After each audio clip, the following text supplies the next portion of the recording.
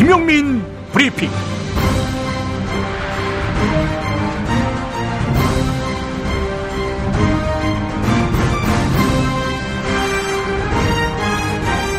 (2016년 12월 6일) 화요일에 인사드립니다. 박근혜의 하야는 시간 문제인 것 같습니다. 4월 퇴진을 명확히 하는 4차 담화, 오늘 발표한다고 하지요. 아무짝에도 쓸모없는 짓입니다. 그저 마지막 몸부림으로 보면 정확할 것입니다. 오는 목요일, 금요일 우리는 국회를 포위해야 합니다. 행여 딴맘 먹을 새누리당 의원들이 없도록 말이지요. 국민의 뜻과 국회의 뜻이 일치된다. 이것은 지난 주말 230만 촛불만큼 큰 역사가 될 것입니다. 특검이 해야 할 일이 있습니다. 탄핵안이 가결돼 박근혜가 대통령 직무정지 상태가 되자마자 말입니다. 즉각적인 체포영장 청구, 바로 그것입니다. 법원이 발부하면 그 즉시 박근혜의 신병을 확보합니다. 그리고 머리카락과 소변, 피를 요구하는 것이지요. 그래서 마약 중독설부터 규명해야 합니다. 박근혜의 마약 투약설이 사실이 아니기를 바랍니다만 일단 제기된 의심인 만큼 확인해야 합니다. 어젯밤 국회 최순실 국정조사에서 규명된 것인데요. 박근혜가 태반주사를 맞았다는 점입니다. 진실의 물꼬는 트였습니다. 만약 마약설이 사실이라면 박근혜는 헌법재판소까지 갈 여지가 없습니다. 그 자리에서 무너질 것입니다. 아울러 특검은 박근혜의 출국을 금지시켜야 합니다. 박근혜가 기관원을 동원했다면, 그래서 탄핵에 찬성하는 새누리당 의원들을 흔들었다면 그 이유는 뻔합니다. 범죄자 자신을 지켜줄 방어막을 수호하기 위해서입니다. 그 방어막이 사라지면 튀는 수밖에 없겠죠. 돈 있는 범죄자들이 대개 그랬습니다. 혹자는 대통령에 대한 예우 운운할지 모르겠습니다. 왕조 시대로 보자면 그는 피해주, 즉 쫓겨난 임금입니다. 국정과 헌정의 공백이 걱정됩니까? 자격 잃은 사람의 모렴치한 집권을 종식시키는 것이 급선무이자 근본적인 치유책입니다. 굳은 결의를 다져야 할 또 하루가 시작됐습니다. 어둠은 빛을 이길 수 없다. 거짓은 참을 이길 수 없다. 진실은 침몰하지 않는다. 우리는 포기하지 않는다.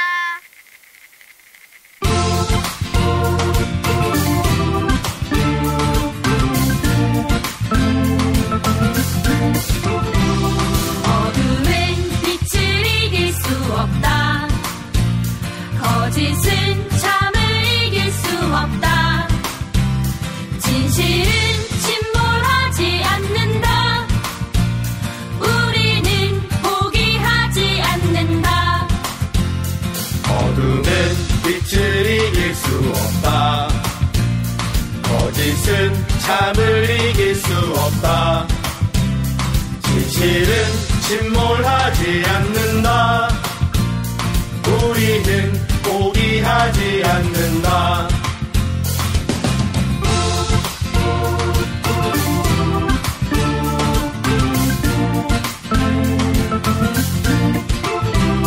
어둠은 빛을 이길 수 없다. 거짓은 참을 이길 수 없다. 진실은 침몰하지 않는다. 우리는 포기하지 않는다. 어둠은 빛을 이길 수 없다. 거짓은 참을 이길 수 없다. 진실은 침몰하지 않는다. 우리는 포기하지 않는다. 어둠은 빛을 이길 수 없다. 거짓은 참을 이길 수 없다. 진실은 침몰하지 않는다. 우리는 포기하지 않는다. 않는다. 우리는 포기하지 않는다.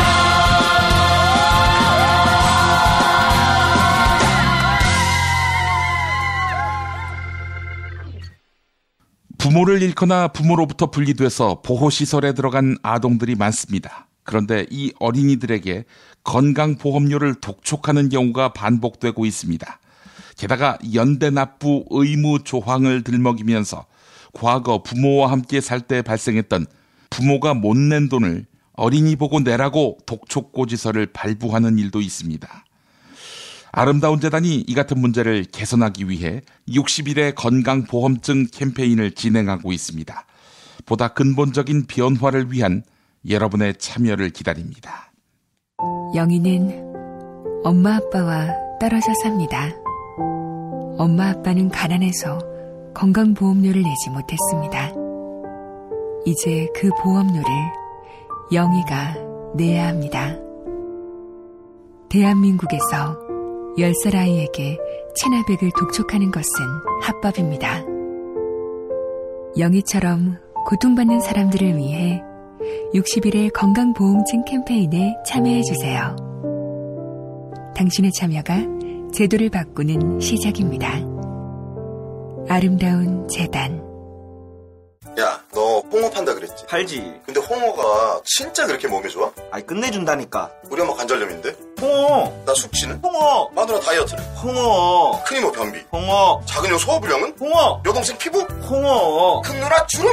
홍어. 명절 때 선물은? 홍어라니까. 근데 비싸지? 열나 싸고 열나 맛있는 홍어가 있다니까. 어디? 알싸한 홍어. 네이버 검색창에 알싸한 홍어를 검색하시고 1599-6456.com 혹은 1599-6456 전화 주문도 가능합니다. 하나 더, 알싸한 홍어는 진공포장 택배 배송 판매하며 직접 개발한 특제 소스를 서비스로 드립니다. 충남 금산의 넓은 인삼밭, 정성농장을 일군 농부아버지 이정열 씨. 자연은 노력한 만큼 내어준다. 그 자연의 마음을 알기에 정성농장을 더불어 일구는 아들 이성규 씨도 아버지에게 배운 것처럼 정직하고 또 성실하게. 정성농장 홍삼은 인삼 재배부터 가공 판매까지 모두 책임지고 있습니다. 그래서 대한민국 1등 품질을 자부합니다. 검색창에 정성농장 홍삼을 검색해주세요. 정성농장 홍삼. 전화문의는 010-9754-6972. 굶고 뛰고 땀 빼고 다 해봤다. 그래봐야 소용없었다. 다이어트는 결국 먹는 게 문제다. 다이어트 전문 쇼핑몰 비타샵에서 수십 가지 동결건조 채소 곡물에다 3가지 단백질, 거기에 효소와 비타민, 미네랄을 더해 만든 다이어트 전용 그린 스무디를 추천합니다. 다이어트 전용 그린 스무디, 이걸 어떻게 하는 거죠? 하루 2끼만 맛있고 든든한 비타샵 스무디로 바꿔 드시면 됩니다. 검색창에서 비타샵을 검색해주세요. 이제부터는 관록의 뉴스 해설가 김용민이 오늘 아침 조간신문을 훑어드립니다.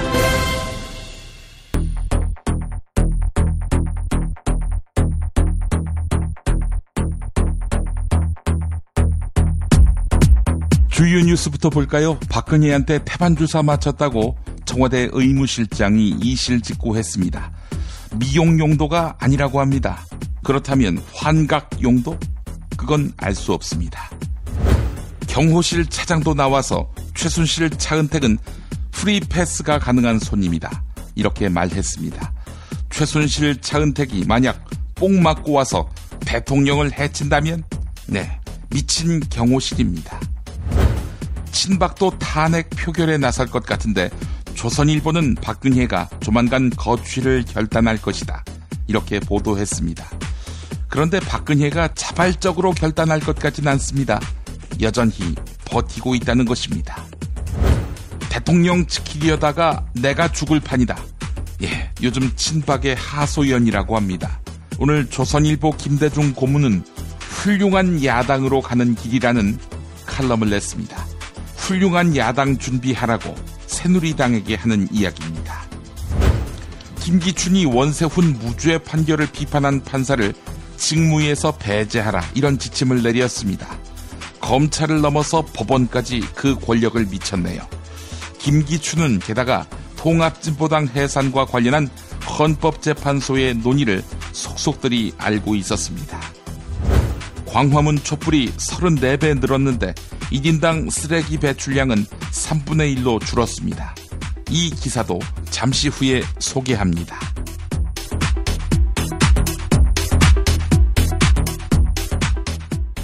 일명 최순실 국정조사 청문회에 이선우 청와대 의무실장이 출석했습니다. 야당 의원들은 세월호 참사 당일 대통령 박근혜를 진료했느냐, 향정신성 약품 재고량이 왜 맞지 않느냐라면서 추궁했습니다. 또한 더불어민주당 박영선 의원은 청와대에서 태반주사, 감초주사, 배곡주사가 대량으로 처방된 다음 날에는 왜 대통령 공식 일정이 없는가 이렇게 물었습니다. 이선우 의무실장은 모든 질문에 모르쇠로 일관하며 처방 내역은 공개하지 않는다 이렇게 답했습니다. 하지만 새누리당 장제원 의원의 질문에 이선우 의무실장이 태도를 바꿨습니다. 박근혜에게 태반주사를 놓은 게 맞느냐 이렇게 질문하니까 처치가 됐다며 그동안 처방하지 않았다는 말을 뒤집은 것입니다. 더불어민주당 도종환 의원이 주로 대통령에게 처방했느냐라고 묻자 이선우 실장은 대통령을 포함해 처방했다 이렇게 답했습니다. 당시 육성 들어보시겠습니다. 배곡주사, 태반주사, 감초주사 이게 청와대로 반입된 건 맞죠? 맞습니다. 그러면 대통령께 어떠한 미용에 관련된 주사도 놓은 적이 없다는 말씀하셨죠? 예, 그렇습니다. 그러면 이 세 가지 주사가 대통령께는 주사가 안 된 거 확실합니까? 그렇지 않습니다. 주사 됐습니까? 미용 목적으로 사용하지 않은 겁니다. 어떤 목적으로 사용하셨어요? 그러면 배곡주사, 태반주사, 감초주사가 대통령께만 시술된 겁니까? 그렇지는 않습니다. 다른 대통령 외에 청와대 직원 중에 이런 주사를 줘야 될 사람이 있습니까? 누굽니까? 대통령 외에 누굽니까? 말을 하면 이건 대통령 건강에 관련된 사항이 아니 그러니까 대통령께 이 세 가지 주사가 나와진 건 맞죠? 이 주사 많이 반입됐지 않습니까? 다 정황이 나왔잖아요. 맞습니까? 대통령께 게시된 게 맞습니까? 필요한 처방에 따라 처방되었습니다. 이용인지 뭔지 모르겠어요. 이 태반주사, 배곡주사, 감초주사가 대통령께 처방된 건 맞습니까? 처방이 포함되어 있는 부분은 맞습니다. 이어서 중앙일보 보도입니다. 최순실 국정조사 청문회에 이영석 청와대 경호실 차장도 출석했습니다. 이영석 차장은 최순실 차은택이 보안 손님이라고 인정했습니다. 보안 손님, 이건 대통령 접견 인사 가운데 출입증을 폐용하지 않고 별도 출입하는 인사를 뜻하는 경호실 내부 용어입니다. 최순실 차은택이 프리패스를 통해서 청와대를 자유롭게 드나들었다고 사실상 인정한 셈입니다. 새누리당이 오는 9일로 예정된 대통령 박근혜 탄핵 소추안 표결에 자유투표를 할 예정입니다.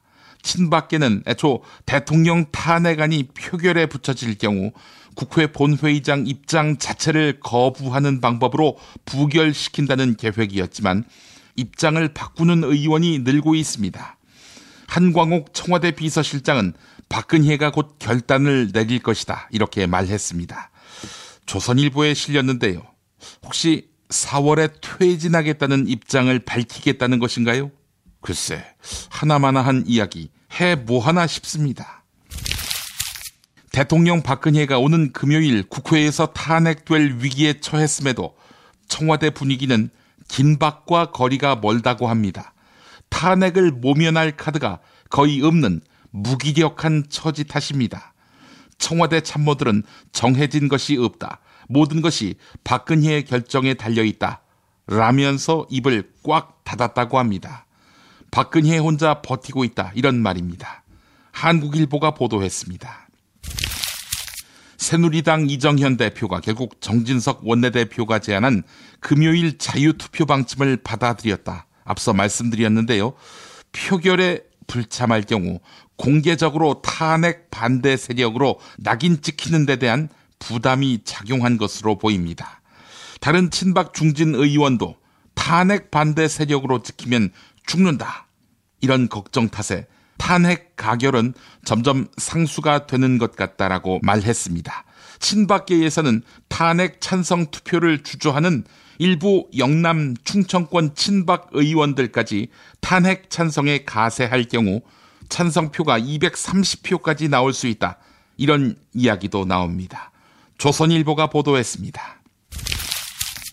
조선일보 김대중 고문이 새누리당 비박 중진 의원에게 이런 충고를 했다고 합니다. 5년 후 정권을 되찾아올 훌륭한 야당이 되는 것이 보수가 살고 새누리가 사는 길이다. 네, 퇴출될 사람들끼리 미련을 못 버리고 5년 후를 기약하고 있네요. 김대중 고문 칼럼 일부 소개합니다. 모두들 보수는 죽으라며 마치 보수 자체에 결함이 있는 양 야단이지만 보수는 잘못이 없다. 잘못 선택한 기수가 보수의 먹칠한 것이다. 대통령 박근혜와 그 추종자들이 사이비 보수다. 새로운 기수를 뽑고 권토 중래하는 것. 이것이 민주주의를 신봉하는 나라에서 보수가 할 역할이다. 네, 이 보수가 잘못이 없다니 기가 찰 이야기인데 하여간 야당 준비하자는 말. 이 말은 주목됩니다. 빈말일 수 있겠지만. 국가정보원이 최순실 첩보 보고서들을 작성하고도 이를 국정원장과 청와대에 공식 보고하지 않았던 것으로 확인됐습니다. 국가정보원은 당시 생산된 최순실 보고서는 찌라시 수준에 불과해 원장에게 보고하지 않았다. 이렇게 말했습니다. 찌라시 수준의 내용도 보고하던 국정원 아닌가요? 예. 결국 국가정보원 내의 일부 세력이 최순실 관련 정보를 통제했다. 이런 의혹이 제기되는 지점입니다. 국민일보가 보도했습니다. 한겨레가 고 김영한 전 청와대 민정수석의 업무수첩 전문을 입수했습니다. 2014년 9월 22일에 작성된 업무수첩에는 김기춘 전 대통령 비서실장을 뜻하는 장, 이 장이라는 표시 옆에 비위 법관의 직무 배제, 김동진 부장, 이런 메모가 나옵니다. 김동진 부장판사는 비위는커녕 원세훈 전 국가정보원장이 국정원 댓글 사건 재판에서 무죄를 선고받자 지록 위말하면서 판결을 비판했던 판사입니다. 수원지방법원은 메모 작성 4일 만에 대법원에 김동진 부장판사의 징계를 청구했습니다. 결국 김동진 판사는 정직 2개월의 징계를 받았습니다. 법원 징계를 김기춘이 결정했다. 네, 그 정황이 드러났네요. 이어서 한겨레 보도입니다. 2014년 12월 17일에 작성된 업무수첩에는 김기춘 실장을 뜻하는 장이라는 글자 아래 정당 해산 확정, 비례대표 의원직 상실이라고 적혀 있습니다.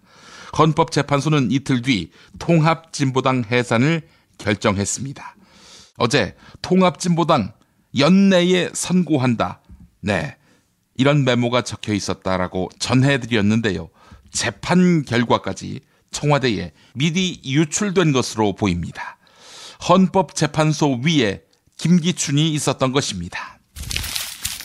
계속해서 한겨레 보도입니다. 고 김영한 전 청와대 민정수석의 업무수첩에는 4.16 세월호 참사 특별조사위원회 인사에 관한 메모도 포함되어 있습니다.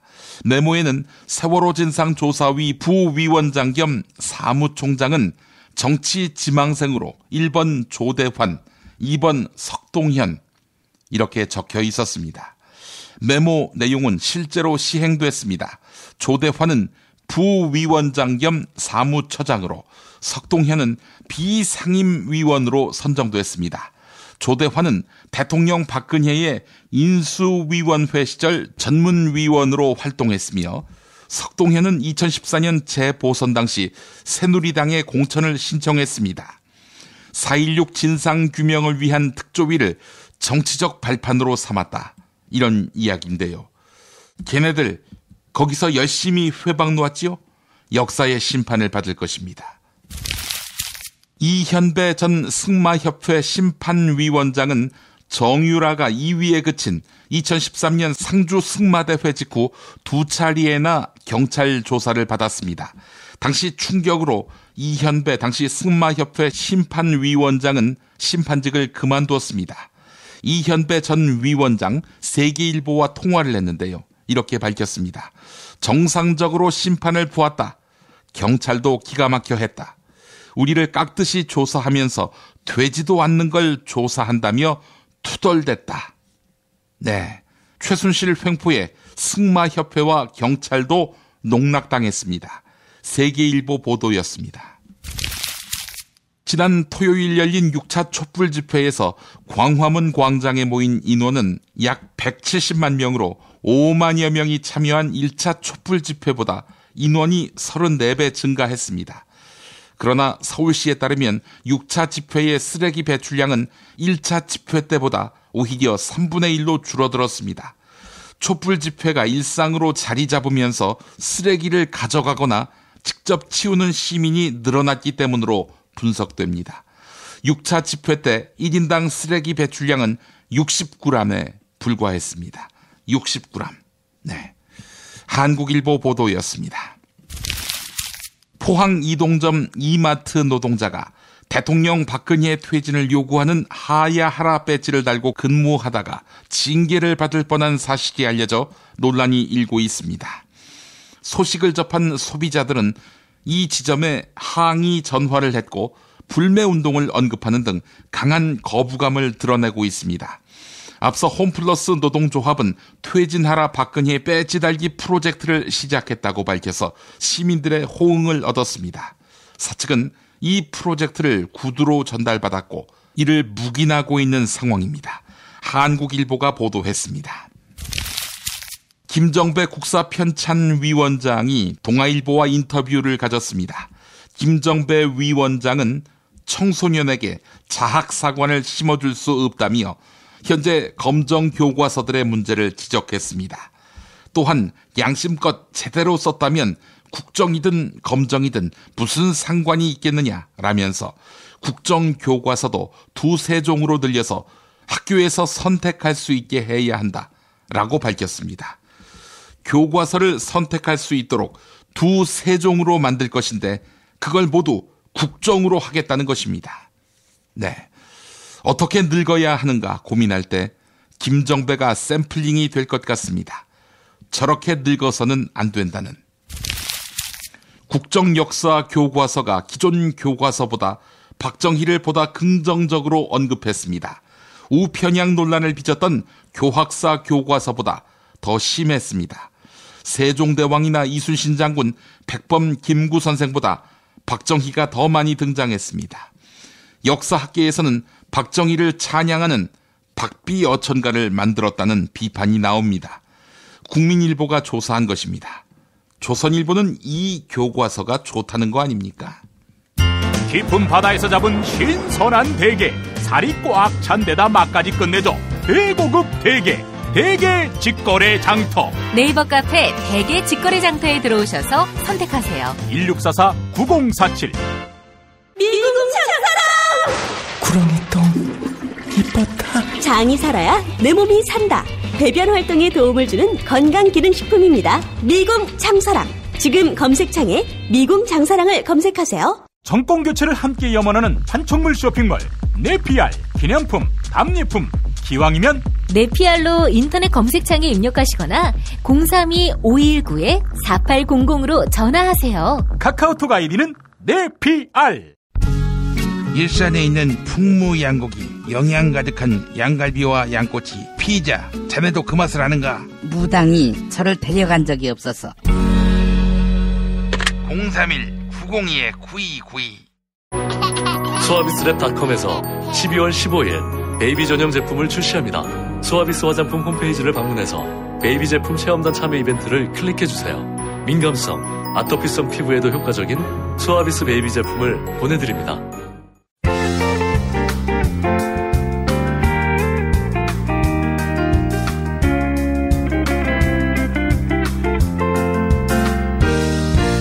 여러분 안녕하십니까? 지금부터 전국 16개 시도교육청과 무관한 2016학년도 뉴스 듣기 능력평가를 시작하겠습니다. 가정이나 사무실 차량 안에 계시는 애청자 여러분께서는 팟캐스트의 음량을 알맞게 조절해 주시고 답안을 작성해 주시기 바랍니다. 모든 문제는 한 번씩만 들려드리니 잘 듣고 지시에 따라 물음에 답하시기 바랍니다. 이제 시작하겠습니다. 대화를 듣고 남자의 마지막 말에 대한 여자의 응답으로 가장 적절한 것을 고르시오.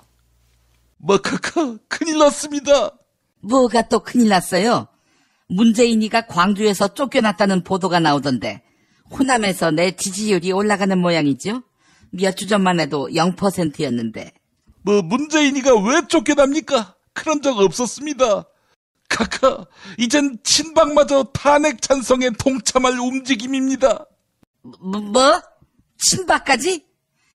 지난 총선 때 진실한 사람이라고 내가 막 인증마크 달아줬는데 이게 뭐 하는 짓이야? 게다가 청와대 의무실장이 카카가 태반 주사를 맞았다 이렇게 폭로했습니다. 뭐야? 청와대 의무실장까지? 담화. 내 주변에서까지 배반의 기운이. 그래, 청와대 참모들이 너도 나도 나한테 언제 그만둘지 일정을 밝히라 이러면서 압박하고 있는데 이 청와대는 온통 배신자들로 드글거리고 있어. 이 세상에 정녕 배반하지 않는 사람은 없단 말이야. 이 청와대를 떠나서 진실한 사람들만 있는 곳으로 가고 싶어. 카카, 그런 곳이 있습니다. 거기로 가시지요. 거기가 어딘데? 구치소입니다. 거기 카카가 좋아하는 사람들 다 있습니다. 씹새끼. 야, 한 번 들어가면 뭐 45년형이라며? 그때는 내 나이 110살이야. 송장이 돼서 나올 텐데 내가 거길 왜 들어가니? 카카, 서울 시내에 구치소가 2군데 있습니다. 서울 남부 구치소하고 바로 여기입니다. 여기가 어딘지 아십니까? 이제는 알아두셔야 할 타이밍이 온다. 알지, 이 새끼야. 1번 서울 구치소, 2번 성동 구치소, 3번 서울 동부 구치소, 4번 남대문 구치소, 5번 남영동 대공분실.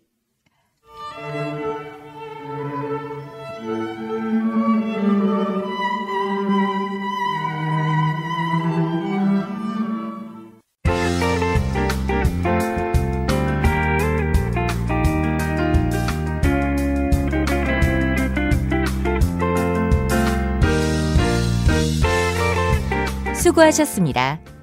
수험생 여러분은 팟빵 게시판에 정답과 이메일 주소, 사연을 남겨주시기 바랍니다. 당첨자는 다음 정규방송일 2부 마무리 부분에 발표합니다.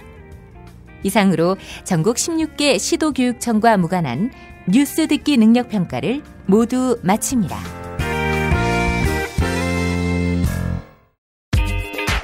자기야, 매트리스 고르기 너무 힘들어. 대한민국 최초 매트리스 멀티샵 매트리스엠 몰라?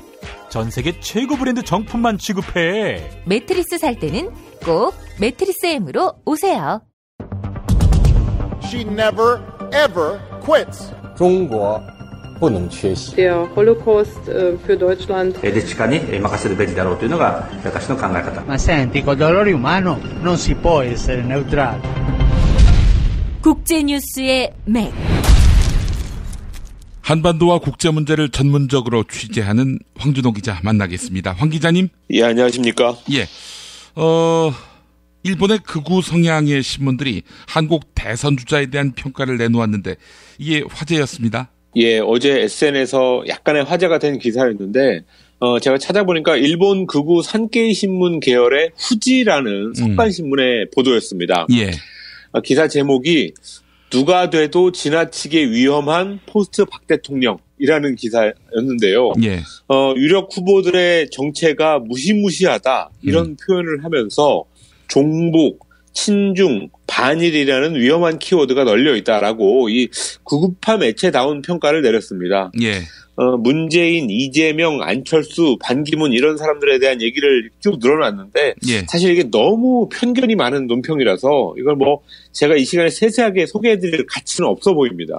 이 어떻게 일본 정부와 일본 국민의 입장을 대변했다, 대표했다 이렇게 말하긴 어렵죠.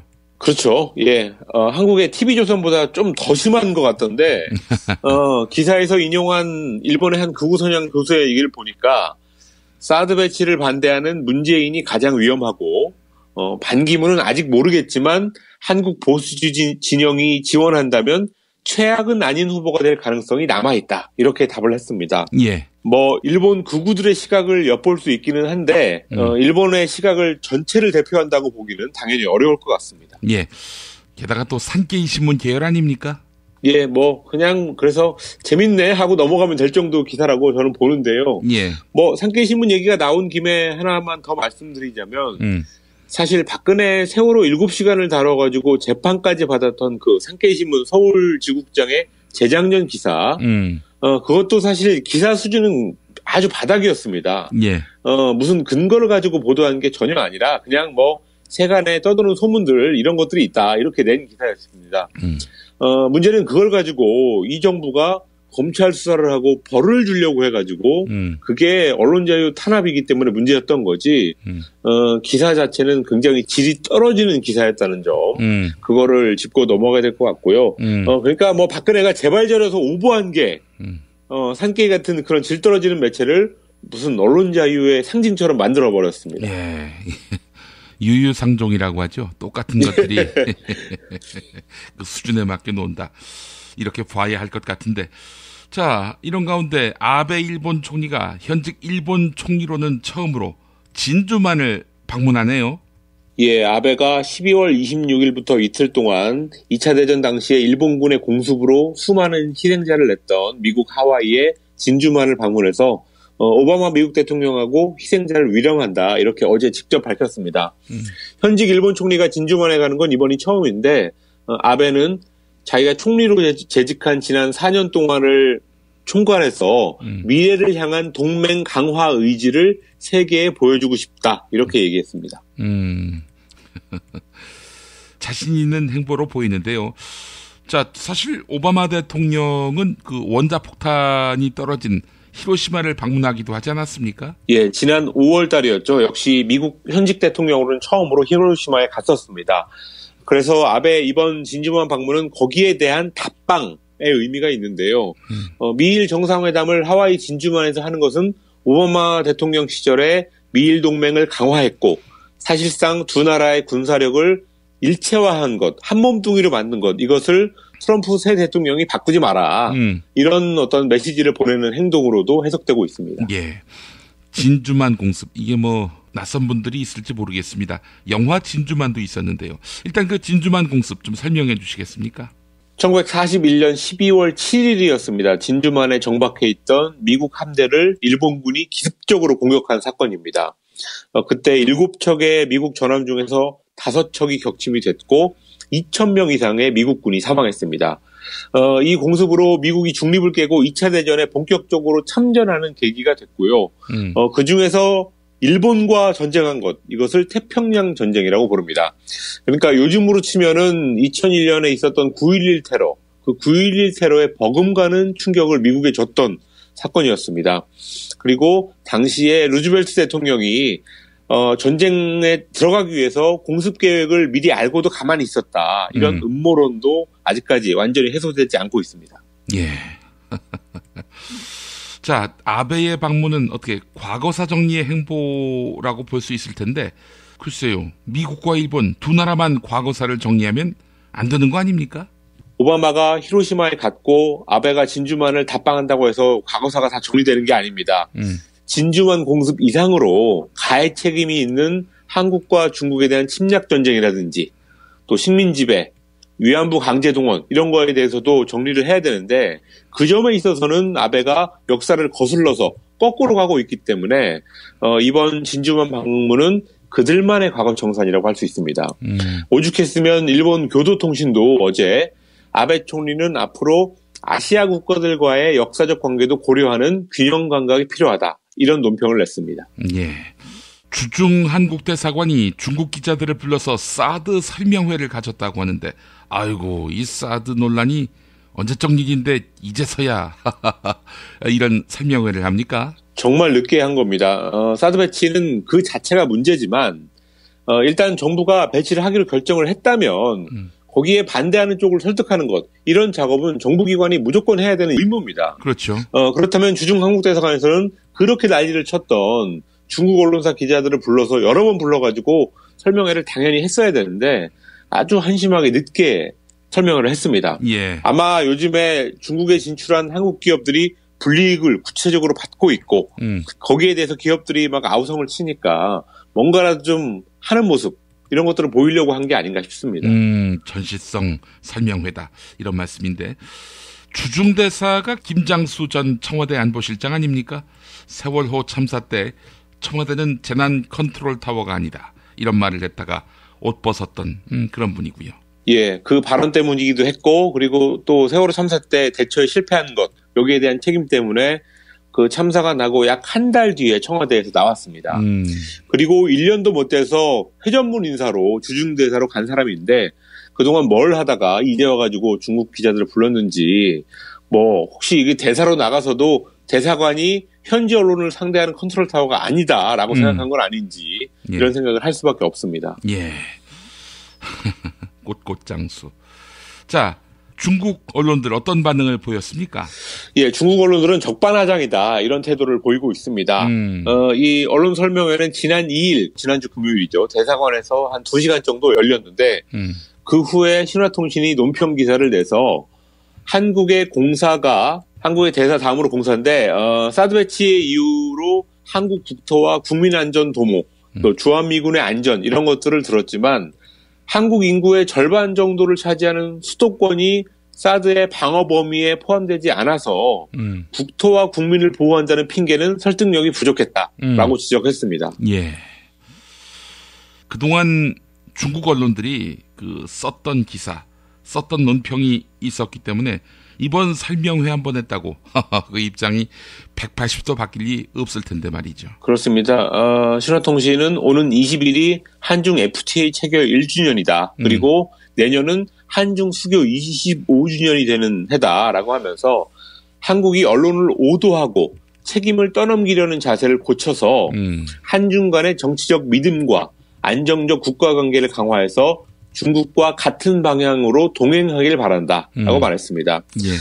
이렇게 중국 언론의 반응이 싸늘하니까 주중 한국대사관의 한 관계자가 연합뉴스에다가 이렇게 말했습니다. 예. 한중 관계에 대한 오해를 풀고자 마련한 자리인데 중국의 언론 환경은 그러지 못한 것 같다, 이런 얘기를 했습니다. 예. 이 중국 언론 환경 탓을 하면서 자기들의 이런 뒤늦은 행동을 가리려고 한 것 같은데 중국 언론 환경을 이제야 알았냐, 이런 질문을 던져보고 싶습니다. 예. 하여간 한심한 인간들입니다. 예. 예. 앞서 말씀드린 대로 유유상종이다. 예, 이렇게 또 평가하지 않을 수가 없네요. 예. 자, 황준호 기자님, 오늘 아침 수고하셨습니다. 예, 감사합니다. 야, 딴지마켓 좀 봐봐. 이담채 김치 게시판 지금 보고 있어? 왜요? 뭐가 문제 있나요? 야, 어떻게 하나같이 맛있다, 예술이다, 감탄했다, 물건이다, 또 재주문했다, 이런 글만 올라올 수 있지? 이거 공작의 냄새가 나지 않아? 아무래도 그런 것 같아. 이담채 김치 게시판에 작전 세력이 개입한 거 아닐까요? 그럴 리가요. 이담채 김치는 맛있는 김치 말고는 따로 자랑할 게 없습니다. 드셔보시고 판단하세요. 포털 사이트에서 이담채 김치. 주문 전화는 1544-4586. 1544-4586. 그리하여 이 가을 나는 새싹당 콩차를 마십니다. 그리하여 나는 마음이 놓입니다. 그리하여 새로운 세상을 만납니다. 그리하여 새싹당 콩차. 새싹당 콩차 어느덧 여러 곳에서 판매합니다. 하지만 진정한 새싹당 콩차는 전창걸닷컴에서 구매하시죠. 전화문의 070-8635-1288 070-8635-1288. 공화국 참치논평. 구이동 대양 참치를 맛보지 못한 국민 여러분은 진정한 참치 맛을 보기 위한 강도 높은 중대 조치를 취하실 계획을 표명하시고 곧장 구이동으로 달려오시기 바란다. 참치에 대한 체질적인 거부감과 적개심을 노골적으로 드러내는 분도 구이동 대양 참치에 오시면 추호도 용납할 수 없는 포악무도한 폭식 행위를 자행할 것이다. 구이동 대양 참치. 월요일 참치데이 이벤트, 화요일 참치머리 서비스로 함께합니다. 주차장 걱정 마시고요. 대중교통은 서울 지하철 2호선 구의역 2번 출구에서 5분 거리입니다. 대양 참치 구의정 02-455-8087. 하루 두 차례 대한민국과 지구촌의 오늘을 정직하게 비춰드립니다. 권력이 진실을 압도하는 세상. 김용민 브리핑은 작은 희망의 불씨가 되겠습니다. 민중의 소리 이완배 기자와 함께하는 경제의 속살. 이완배 기자 만나겠습니다. 이완배 기자님. 네, 안녕하십니까. 예. 자, 어제 하려다가 만 게 있습니다. 주인 그리고 대리인 이론. 예. 왜 국민은 정치인을 강하게 길들여야 하나. 이런 주제로 오늘 또 귀한 강연 기대하겠습니다. 이제 경제학 이론 중에 주인 대리인 이론이라는 게 있는데요. 이게 사실은 좀 가볍게 들으셔도 되는 경제학 이론이에요. 그러니까 예. 들어보시면 그렇구나 너무 쉽게 이해가 되실 겁니다. 근데 문제는 예. 경제학 이론이 말하는 이런 문제가 있다는 건 아주 쉬운데 해결책을 경제학에서 잘 제시를 못합니다. 그래서 되게 쉽게 들으실 수 있는데 또 그만큼 그렇게 만만한 주제는 아닌 게 기억하실지 모르겠지만 제가 올해 노벨 경제학상 수상자들을 소개를 하면서 계약 이론의 대가들이다 이렇게 말씀을 드린 적이 있었는데요. 예, 예. MIT의 뱅트 웰룸스트롬, 하버드 대학교 올리버 하트 이 두 사람이 노벨 경제학상 수상자거든요. 예, 예. 근데 사실 이 두 사람이 연구를 집중적으로 한 것도 이 불평등 계약 이론이라는 것도 사실은 그 오늘 말씀드릴 주인 대리인 이론에서 드러나는 문제점을 해결하는 한 방안으로 제시가 되는 겁니다. 예, 예. 그러니까 내용은 굉장히 쉬운데 해결책이 없어서 되게 경제학에서도 골머리를 썩는 그런 분야이고요. 예. 예. 앞으로 연구가 계속돼야 될 분야가 아닌가 뭐 이렇게 생각이 되는 쪽인데요. 예, 예. 내용은 이렇습니다. 주인이 있고요. 대리인이 있습니다. 그 일을 대신해주는. 그러니까 예. 주인이 대리인한테 뭔가를 맡기는 거죠. 예를 들면 오너가 전문 경영인한테 야, 너 우리 회사 좀 맡아갖고 경영 좀 해주라 하면 이제 오너가 주인인 거고요. 예. 전문 경영인이 대리인이 되는 겁니다. 조금 더 쉽게 예를 들면 그러니까 저희 청취자분들께서 이빨이 아파서 치과를 가는 장면을 한번 생각을 해보십시오. 그러면 이제 의사한테 돈을 내죠. 그리고 내 이빨을 고쳐라고 명령을 하는 겁니다. 그러면 제가 돈을 내니까 제가 주인인 거예요. 그리고 치과 의사가 그 돈을 받고 내 치아 건강을 돌봐주는 대리인이 되는 겁니다. 근데 이제 이렇게 주인하고 대리인이 있을 때 경제학에서 바라보는 문제점이 뭐냐면 주인이 의도하는 바, 즉 주인의 목적하고요. 그 주인이 일을 시킨 대리인이 의도하는 바, 그러니까 대리인의 목적하고 일치를 하면 참 좋아요. 모두가 예. 행복한 겁니다. 그러니까 오너가 전문 경영인한테 회사를 맡길 때 이런 목적이 있지 않겠어요? 야, 회사를 좀 잘 키워서 성장하게 해주라. 이런 주인의 목적이 있는데 대리인도 마찬가지로 물론이죠. 제 목표도 회사를 잘 키우는 겁니다. 이렇게 목적이 딱 일치하면 아무 문제가 안 생깁니다. 그런데 상당히 많은 경우가 대리인이 딴 생각을 품을 때가 있다는 겁니다. 이때 예. 이제 문제가 된다는 거거든요. 예, 예. 그러니까 예를 들면 전문 경영인은 회사가 성장을 하건 말건 그 나랑 무슨 상관이야. 나는 내 연봉이나 많이 받아야지. 뭐 이런 자기 초우에 집착을 한다거나 이런 경우인 겁니다. 예. 치과 같은 경우가 극심하게 이 모순이 나타나죠. 왜냐하면 주인인 환자는 이빨이 낫고 싶어서 돈을 주고 대리인을 고용을 한 거예요. 그런데 대리인인 의사도 환자의 치아 건강에 정말 중요하고 환자가 빨리 안 아팠으면 좋겠다 하고 환자랑 똑같이 생각을 해주면 모두가 행복한데 많은 치과 의사분들이 이렇게 생각을 하는 거죠. 네가 아프고 안 아프고가 나랑 뭔 상관이야. 내가 돈을 많이 버는 게 훨씬 중요하지. 이렇게 생각을 해버리면 예. 주인하고 대리인하고 목적이 어긋나 버립니다. 이럴 때 이제 발생하는 문제가 주인 대리인 문제라는 겁니다. 근데 이제 요걸로도 조금 이 모델의 설명이 불충분한 게요. 간단하게 이 문제를 해결하는 방법은 이런 겁니다. 내가 주인이니까요. 대리인을 고용한 거잖아요. 그런데 대리인이 주인 생각하고 안 맞는다. 목적이 다르다. 주인과 달리 자기의 이속을 더 챙기려고 한다. 이러면 주인은 문제를 간단히 해결하는 방법이 대리인을 그냥 해고해버리면 됩니다. 아이씨, 내가 돈 주고 고용한 내 대리인인데 어디다 대고 대리인 따위가 주인의 목적을 거스르고 말이야. 응? 자기 사익이나 추구하고 말이야. 이렇게 해서 해고를 해버리면 간단히 해결이 돼요. 그리고 자기 목적에 맞는 대리인을 따로 고용을 하면 되는 거죠. 그런데 왜 이 문제가 발생을 하냐면요. 주인이 대리인을 해고를 못하는 상황이 발생해버린 겁니다. 예. 왜냐하면 주인이 대리인이 뭘 잘못했는지를 모르겠는 거예요.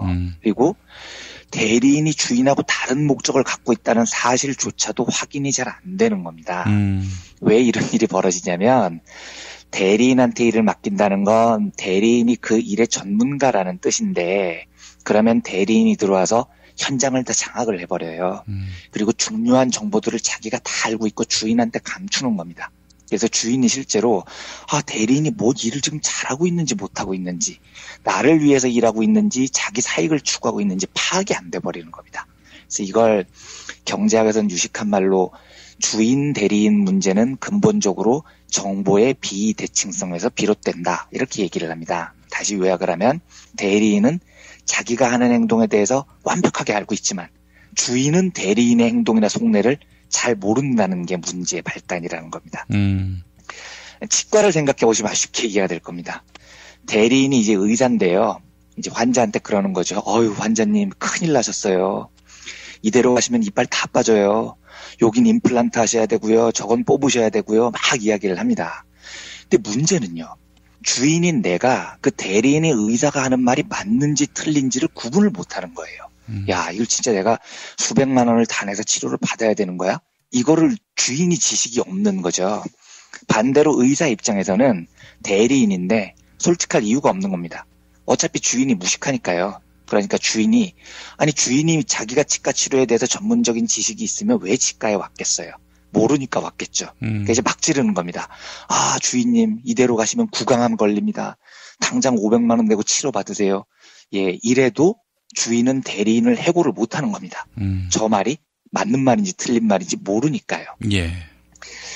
그래서 미국에서는 특히 그 전문 경영인들이 분식회계를 저지르거나 횡령을 하는 걸 이런 문제로 봅니다. 그러니까 주주들은 전문 경영인한테 회사를 맡기는데 회사를 잘 키워주기를 바라죠. 그런데 전문가랍시고 경영을 맡은 이 사람은 회사 정보를 다 독점을 해버려요.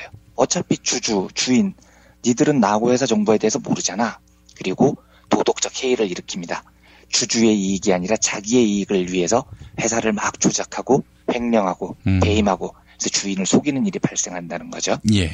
경제학 교과서에서 가르치는 주인 대리인 문제에서 제일 많은 예로 등장하는 직업군이 누구냐면요. 치과 의사가 아니고 국회의원이나 대통령 같은 선출직 정치인들이 제일 많은 예로 등장을 합니다. 그러니까 선출된 정치인들은 주인이 아닙니다. 국민이 주인이에요. 그러니까 국회의원이라고 하면 국회의원은 대리인입니다. 그런데 국민들은 당연히 국회의원이 국가를 위해서 일해주고 주인인 국민을 위해서 일해주기를 당연히 바라고 있겠죠. 예. 그런데 국가를 위해서 일을 안 하는 국회의원이 태반입니다. 아니 태반보다도 훨씬 많을 거예요. 그런데도 국민들은 응징을 잘 못합니다. 해고를 잘 못해요. 왜냐하면 국회의원들이 도대체 얼마나 나쁜 짓을 하고 있는지에 대해서 정보가 없습니다. 국가의 중요 정보뿐만 아니고 그 국회의원들이 저지른 비리 정보들까지 주인인 국민들이 알고 있는 것보다 대리인들인 국회의원들이 훨씬 더 많이 알고 있죠. 그러니까 이제 주인은 알 길이 없으니까 자꾸 속게 된다는 겁니다. 예. 지금 그 비박들 행태요. 예. 저는 뭐 무슨 내막을 잘 모르겠습니다. 근데 지난주 초반만 해도 탄핵에 올인할 것처럼 했다가 갑자기 또 탄핵은 무슨 탄핵이냐, 하야한다는데 물러서자 했다가 또 일요일에는 이제 미적미적하게 탄핵하겠다, 뭐 이랬다고 왔다 갔다 하죠. 그래서 그 저희 브리핑을 들어보면 김어준 총수님 말씀대로라면 정보기관이 가서 비박을 협박했다는 이야기가 있다, 뭐 이런 이야기였잖아요. 예. 그러니까 그거는 아마 그 비박들이 뭔가 잘못을 저지른 게 있는데 그걸 다 까겠다 이렇게 협박을 했겠죠. 그러니까 이렇게 왔다 갔다 하고요. 또 촛불 민심에 놀라서 다시 회군을 하기도 했지만, 사실은 이 문제를 간단히 해결을 하려면요, 비박들이 협박당하는 그 내용, 그 정보를 국민들이 알고 있으면 문제는 아주 간단한 거예요. 그냥 해고해버리면 되는 겁니다. 대리인이 나쁜 놈들이라는 걸 알면요. 근데 그거는 해고가 아니라 누구 말 맞따라 이제 그 주리를 틀어야 되죠. 그래야 되는 문제인데, 근데 그렇게 못하잖아요. 우리 주인들이요. 왜 못하냐면 우리에게 진실이 뭔지에 관한 정보가 없기 때문입니다. 대리인들이 그걸 감춰요. 주인들한테 정보를 유통을 안 하는 거죠. 이런 정보의 불균형 문제가 있기 때문에 고작 대리인 주재인 국회의원들이 겁도 없이 주인의 이해에 반하는 이런 말도 안 되는 헛소리를 붙여가면서 주인과 반대 방향으로 자꾸 나갈 수가 있는 겁니다. 말씀드렸지만 이런 그 정보의 불균등으로부터 나타나는 대리인이 주인을 배신하는 모델을 도대체 어떻게 해결을 해야 되느냐. 이게 경제학에서도 되게 어렵게 생각하는 문제예요. 그래서 경제 쪽에서는 뭐 이렇게 얘기를 합니다. 그러니까 경영자인 대리인이 주인인 주주를 배신을 할 걸 막기 위해서 스톡 옵션을 줘서 실적이 좋아지면 막대한 부를 경영자에게 안겨주자. 그러면 주인이 좋아질 때 대리인도 좋아지는 모델을 만들자. 뭐 이런 식으로 이제 해결책을 제시를 하는 겁니다. 주인과 대리인의 목적을 일치시키는 방향으로요.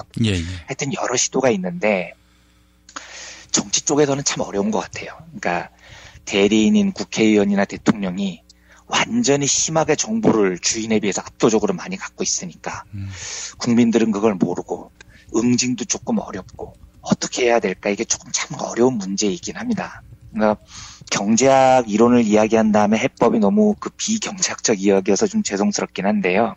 저는 개인적으로 이렇게 생각을 해요. 너무 단순한 해법이지만 결국은 정보의 불균등으로부터 나타나는 정치 영역에서의 주인 대리인 문제는 주인이 자꾸 똑똑해지려고 노력을 하는 방법밖에는 없다는 생각이 듭니다. 그러니까 대리인은 끊임없이 정보를 독점하기 때문에 주인을 속이려고 하고요. 그러려면 막기 위해서는 주인이 더 명석해져야 되는 거죠. 그래서 제가 가끔 그 시민에게는 깨어 있어야 될 의무가 있다, 이런 말씀을 드리는 이유가 그런 겁니다. 프랑스의 그 수필가하고 철학자 중에 장폴 주아리라는 사람이 있는데요. 제가 이 사람이 한 말 중에 좋아하는 말이 있는데 이렇게 이야기를 한 게 있습니다. 이 정치인을 두고 하는 말이거든요. 개는 개일 뿐 수천 년이 지나도 개는 변하지 않는다. 따라서 개를 훈련에 길들이듯이 정치인을 길들이는 것은 국민의 몫이다. 이렇게 얘기를 합니다. 그러니까 이제 주아리의 말은 국민이 주인이고 정치인은 개라는 이야기인데요. 대리인이라는 얘기죠. 그런데 안타깝게도 주아리가 보기에는 인류 수천 년의 역사를 봐도 그 정치를 하는 대리인들, 개들의 태도는 늘 한결같았다는 거예요. 변하지 않았다는 거예요. 영원히 변하지 않는다는 겁니다. 그래서 주인은 어떻게 해야 되느냐? 국민은 개를 훈련해서 길들여야 됩니다. 국민들을 위한 정치를 하도록 길들여야 된다는 거죠. 한국의 정치인들은 이 길들임을 거의 당한 경험이 없어서 유난히 정보를 독점하고 주인을 속이고 하는 비양심적인 개들이 많죠. 그러니까 우리가 더 열심히 길들여야 됩니다. 말을 안 들으면 말을 듣게 해야 되고요. 잘못한 점이 있는데 그걸 숨기고 정보를 독점하면 들춰내야죠. 그러니까 어떨 때는 회초리도 들어서 강하게 때리고요. 뭐 가끔 칭찬도 해주고요. 그러니까 그 개들을 주인 말을 잘 듣는, 국민 말을 잘 듣는 충견으로 만드는 건 주인의 몫이라는 이야기입니다. 그래서 저는 뭐 왔다리 갔다리 하는 비박들을 보면서 이런 애들은 참 말 안 듣는 수천 년 전형적인 개인데 주인인 우리들이 진짜 조금 엄히 다스려야 된다. 조금도 주저하지 말아야 되겠다. 저는 이런 생각이 들었어요. 그래서 금요일 탄핵 결과를 봐야겠지만 만에 하나 만약에 이들이 주인 뜻과 다른 결과를 낸다면 그건 정말 엄하게 다스려야죠. 그러니까 주인들이 대리인들의 속임수에 속지 않기 위해서 더 많이 깨어 있어야 되고 더 엄하게 정치인들이라는 개들을 잘 훈육시켜야 될 때라는 생각이 들어서 오늘 주인 대리인 모델을 소개를 해드려봤습니다. 어떻게 될 것 같으세요? 그 금요일. 아니 근데 이러면 너무 조작이 티가 나지 않습니까? 사실은 이 방송 전에 예. 제가 그 김용민 PD님께 어떻게 될 것 같냐고 제가 이미 여쭤봤지 않습니까? 아니. 저는 몰라서 너무 궁금해가지고. 그런데 김용민 PD님께서 제가 이 말씀드려도 되나요? 방송으로? 아이, 그럼요. 예. 예, 그러니까 탄핵이 부결될 가능성은 제로에 수렴한다고 저한테 말씀을 해주셨습니다. 그래서 저는 정치 쪽에서는 김용민 PD님께서 하시는 말씀을 다 믿기 때문에 저는 그렇게 생각하고 있습니다. 제가 뭐 어떤 이론적 근거가 있는 게 아니라 뭐 그냥 육감으로 마치는 건데 제가 양아치들은 아주 정확하게 짚어내거든요. 네. 그 국민들의 원성과 분노를 어떻게 다독일 그런 능력이 없는 자들이기 때문에 미친 짓은 안 합니다. 예. 네. 그리고 만약에 저 개들이 예. 이 국민의 민의를 거스른다면 예. 진짜 국민들이 그 개는 정말로 엄하게 다스리게 되겠고 저도 감당하기 어려울 거라고 생각합니다. 예, 예. 네. 알겠습니다. 자, 다음 이야기 해보겠습니다. 자, 오늘 재벌 총수 청문회가 시작되는데 정말 최고의 그 볼거리. 몇 년 만에 최고의 볼거리라고 할 수 있을까요? 아마 처음이죠. 9개 그룹이 나오는 건 처음이니까요. 예. 아주 굉장한 볼거리가 될 겁니다. 왜냐하면 이 볼거리라고 말씀드리는 이유는 두 가지인데 하나는 과거 같은 경우에는 한 명씩 나왔었어요. 뭐 정주영이 나왔으면 정주영이 나와서 청문회를 했는데 이번에는 9개 그룹 주요 재벌 총수들이 쭉 일렬로 앉아 있는 겁니다. 그래서 각 사람들의 표정들을 한 번에 다 볼 수 있다는 볼거리가 있고 예. 또 그것 때문에 엄청 눈치 작전들이 있었다고 해요. 그래서 결국은 자리 배치가 어떻게 됐냐면 예. 고령인 총수들이 사이드에 앉게 됐습니다. 그리고 상대적으로 젊은 이재용 삼성 부회장하고 최태원 SK그룹 부회장이 어리니까 가운데 앉게 됐어요. 그러니까 이게 장유유서가 참 독특하게 현실화가 된 겁니다. 원래는 고령인 분들이 가운데 앉아야 그 예의인 거잖아요. 그런데 가운데 앉아 있으면 계속 카메라에 정면으로 비춰져야 되니까 글쎄 말이에요. 너무 싫은 거예요, 이분들이. 그래서 나이 많으신 분들 배려해 준다고 사이드로 앉게 하는 뭐 이런 황당한 사이드 자리가 상석이 돼버린 황당한 경우도 있었고요. 아무튼 뭐 앉아 있는 것을 보는 것만으로도 대단한 볼거리인 건 분명한 것 같습니다. 또 한 가지 조금 부정적인 의미에서 제가 볼거리라고 이야기를 하는 건요. 뭐 지금 최순실 등등이 그 불출석하겠다고 통보를 한 모양이죠, 어제. 네. 그런 여러 가지 정황을 보면 재벌 총수 청문회에서 상당히 내실 있는 결론을 끄집어내면 참 좋겠는데요.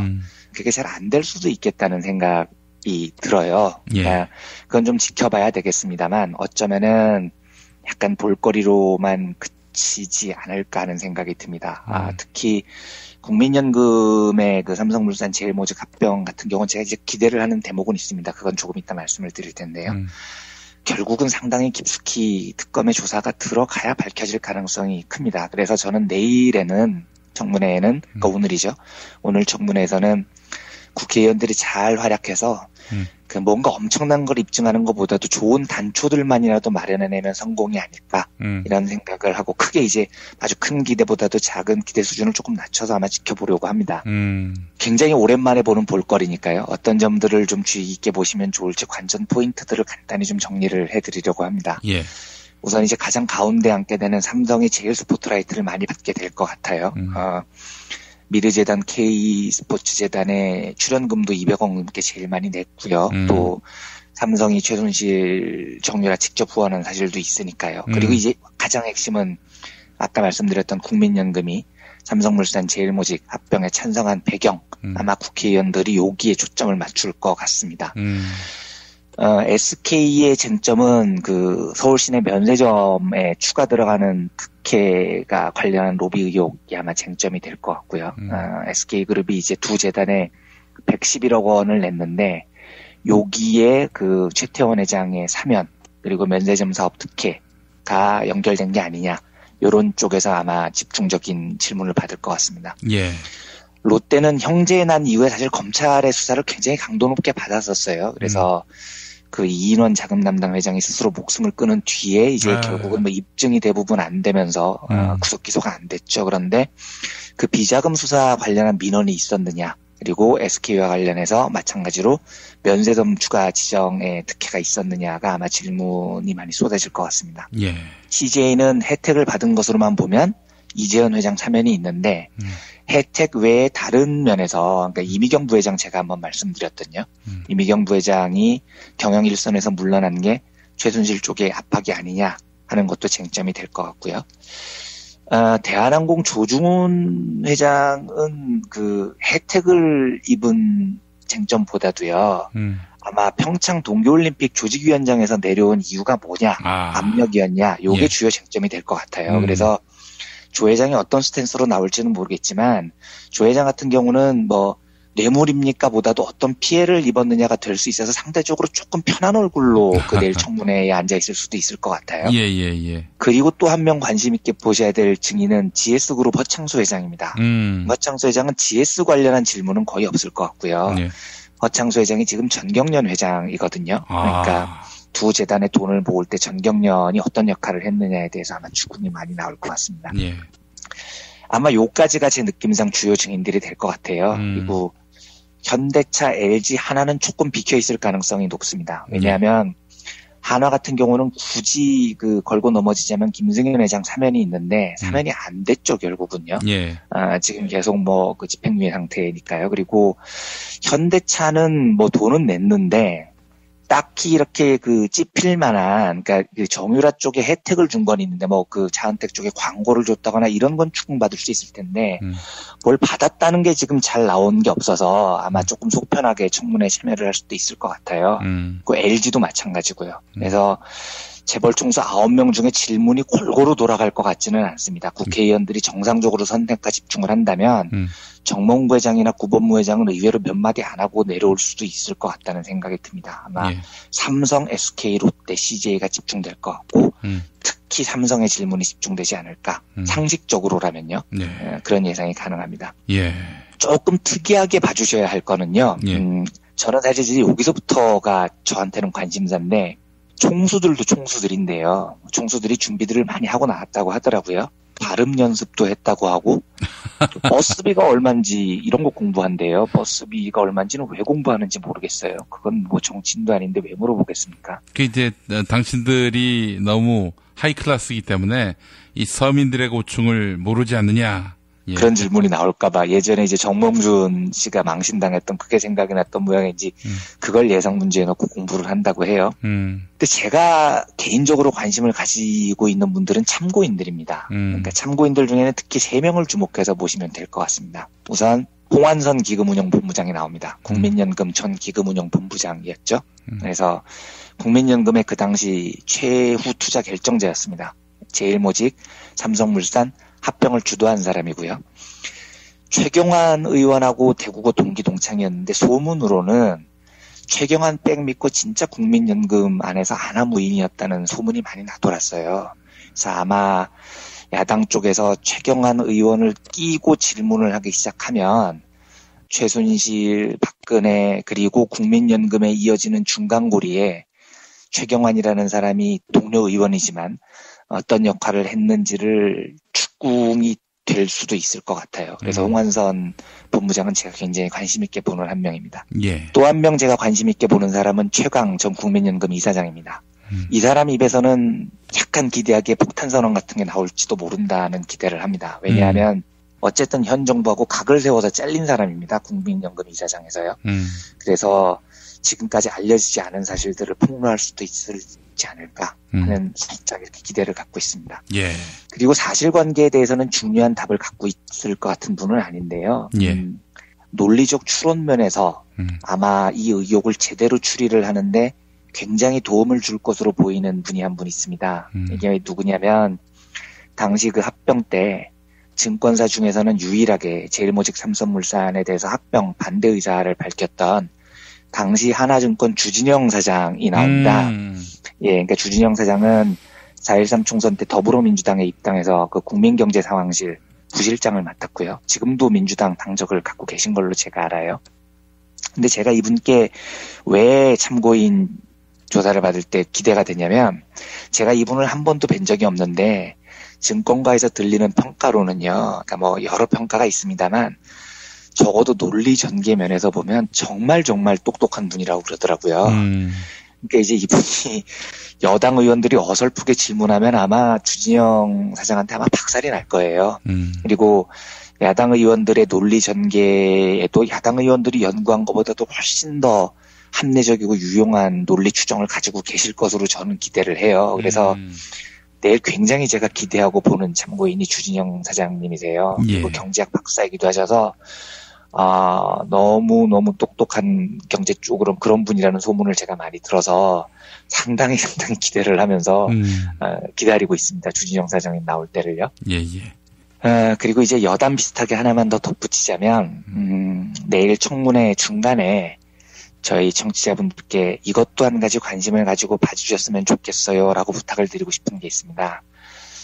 청문회를 하다가 혹시 청문회가 마치면 여러 언론들, 특히 큰 언론 말고 중소 언론들의 보도 태도도 한번 관심을 가지고 봐주셨으면 좋겠습니다. 그러니까 아마 내일 재벌 청문회에 대해서는 그 어느 청문회보다도요, 언론들의 재벌 옹호가 저는 극심할 것 같아요. 그러니까 이건 큰 신문뿐만이 아니고요.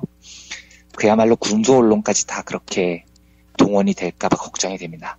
제일모직 삼성물산 합병 때는 제가 말씀드렸지만 삼성물산이 무려 100개 일간지에 일면에 광고를 뿌렸거든요. 재벌들이 언론을 통제하기 위해서 정말로 많은 준비를 할 텐데 특히 이 총수가 나오는 이 장면에서 총수 보위에 목숨을 건 재벌들이 광고비를 아끼겠습니까? 그렇다면은 대형 언론사건 중소 언론사건 당장 내일 모레 광고를 받지 않겠지만 광고 하나 더 챙기는 미리 약속을 하고 이 기회를 틈타서 재벌들을 옹호하는 기사를 쏟아내지 않을까가 제가 굉장히 걱정하는 부분 중에 하나입니다. 왜 이걸 좀 저희 청취자분들께서 관심 있게 봐주십사 하고 부탁을 감히 드리냐면 이게 우리 언론에 민낯일 가능성이 높기 때문입니다. 그리고 제가 여러 번 강조드리지만 총수들의 청문회는 재벌들에게는 진짜 큰 일이고요. 재벌 개혁을 앞세우는 사람들에게도 큰 일입니다. 그런데 이 일은 결국은 이 일을 전달하는 언론의 그 역할이 없으면 재벌 개혁은 성공하기 어려운데 과연 우리가 재벌 개혁을 할 수 있을 만한 우리 언론의 현실이 되느냐를 우리 스스로가 돌아볼 기회인 거예요. 오늘은요. 그래서 더더욱 언론 개혁을 원하시는 시민들께서는 이번 청문회 때 어떤 언론들이 어떤 스탠스로 대하는지를 꼭 봐주시고 꼭 기억을 해주십시오.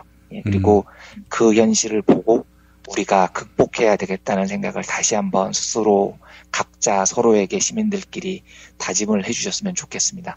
그 큰 과제를 넘지 못하면 재벌 개혁은 참 요원할 수도 있기 때문에 특별히 따로 이렇게 간곡하게 드리는 부탁입니다. 하여튼 이런 점까지 다양한 것들을 관심을 가지고 오늘 청문회를 지켜보시면 저희 청취자분들께서 여러 가지 생각을 갖게 되시는 그런 계기가 되지 않을까 그런 생각이 듭니다. 예, 알겠습니다. 오늘의 뷰 포인트까지 아주 세밀하고 구체적으로 짚어주셨습니다. 모르고 보는 것보다는 이렇게 사전에 어떤 것이 오늘의 쟁점인지를 파악하고 접하게 된다면은요, 그간의 어떤 국정농단 또 재벌이 피해자가 아니라 공범으로서 어떻게 이 나라를 말아먹었는지 이걸 또 제대로 파악할 수 있고 또 규명할 수 있는 거 아니겠습니까? 네, 그렇습니다. 네. 오늘 이완배 기자님의 설명 잘 들었습니다. 예, 내일 뵙겠습니다. 네, 감사합니다. 여러분 안녕하세요. 민중의 소리 아나운서 정혜림입니다. 이 어묵한 여왕님 치아에서 다들 잘 견디고 계시죠? 오늘도 종편의 주옥 같은 헛소리에 혼이 정상인 듯 정상 아닌 비정상 같은 여왕님의 우주 타령에 고구마 100개쯤 한꺼번에 삼킨 듯 답답한 마음에 죄 없는 가슴팍만 두들겨대고 계세요. 이젠 시원한 사이다 같은 민중의 소리와 함께하세요. 잘 키운 진보 언론 열종편 안 부럽습니다. 한 달 10,000원 소액 CMS 후원으로 민중의 소리에 큰 힘이 되어주세요. 1661-0451 1661-0451 전화 기다릴게요.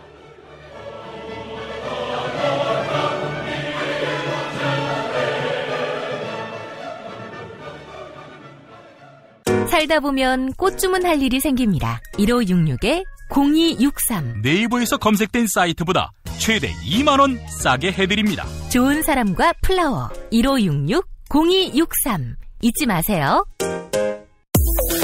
건강식품의 지존 전복을 택한다면 100% 완도에서 잡은 와우 전복. 네이버에서 와우 전복을 찾으세요. 010-2443-0818 포르투갈 정통의 레시피로 만드는 에그타르트, 달콤함 그 이상의 감동, 타르트팜 킨텍스점, 일산 전 지역 배달, 단체 주문은 수도권 가능. 문의전화 031-923-2995, 검색창에 타르트팜 킨텍스점. 한우 사고를 집어넣고 24시간 팔팔 끓인 곰탕, 연지연 곰탕. 어린이부터 노인까지 누구나 좋아하는 건강식 연지연 곰탕. 택배로 신청하시려면 010-7252-1114.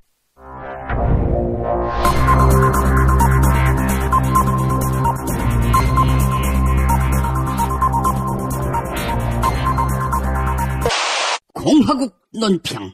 언제 어디서든 7시간 놀아도 총체적 책임은 있지만 실무적 책임은 없는 책임프리 박근혜 동지께서는 계속된 실언에 더해 뜨거운 장에 손을 지지겠다고 짓거리다가 개망신을 당하고 있는 이정현에 대한 강도 높은 국가적 중대 조치를 취하실 계획을 표명하시고 구체적인 공격 방침을 제시하시었다. 경애하는 박근혜 동지의 단호한 결심은 지금 윗니빨과 아랫니빨을 본드로 붙여야 함에도 또다시 설레발치다가 사고를 친 망언 실언 제조기 이정현에 대한 격한 분노의 표시다. 이정현은 박근혜 동지의 탄핵이 진행되면 손에 장을 지진다, 이렇게 장담했다. 그러나 욕은 먹더라도 이참에 이슈의 중심에 서려고 박근혜 동지 탄핵 문제를 이용한 것이다. 본인의 명성을 위해 누란의 위기에 빠진 박근혜 동지를 골탕 먹였으니 박 동지를 참을 수 없이 모독하고 우롱하고 천추의 한이 될 망동의 다름 아니며 처절한 대가를 자초할 악수 중에 최악수의 다름 아니다. 따라서 새누리당은 이미 박근핵닷컴에서 1위를 차지한 이정현에게 우승 트로피를 줄 때 그 트로피를 방금 용광로에서 꺼낸 것으로 주어서 만지는 즉시 손에 장을 지지는 효과가 나타나도록 해야 할 것이다. 이 와중에 이정현은 박근혜 동지가 4월에 퇴진할 것이다, 이렇게 예상했다. 내년이 아니라 내후년이면 모를까.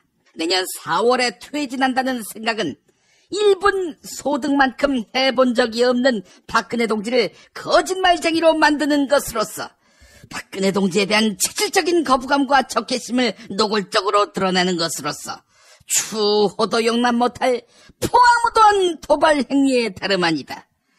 박근혜 동지 사전에는 대통령직 사퇴란 없다.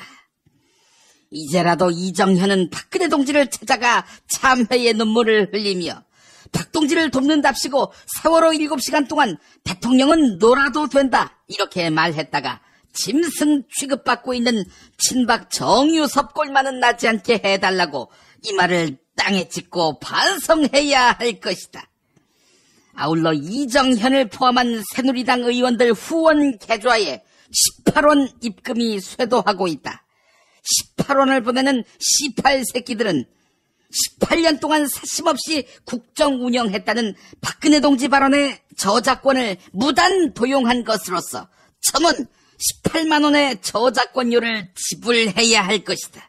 만약 거절할 시에는 박 동지의 치솟는 분노와 경천 동지의 탄압의 불벼락을 피할 수 없게 될 것이다. 김용민 브리핑이 선정한 오늘의 칼럼은 송기호 변호사의 경향신문 칼럼, 변화가 없이는 최순실을 따를 엘리트. 네, 이겁니다. 왜 대한민국의 검사, 고위 관료, 그리고 국가정보원의 국가 엘리트들은 최순실에게 저항하지 않았을까? 국민적 항쟁을 촉발한 정유라 부정 입학 사건의 경우도 교육부가 이를 막을 법적 권한과 절차가 대학교육법에 있었다. 재벌의 돈을 받아 만든 미르재단과 K스포츠재단의 설립도 비영리재단 법인 설립법을 지켰다면 불가능했다. 비밀 취급 인가증이 없는 최순실에게 대통령 일정, 남북관계, 외교관계 등 국가의 중요한 비밀이 유출된 행위는 국가정보원법과 보안업무 규정을 지켰다면 막을 수 있었다. 특히 국정원은 법에 의해 청와대에 대해 보안 측정과 보안 사고 조사를 할 권한이 있다.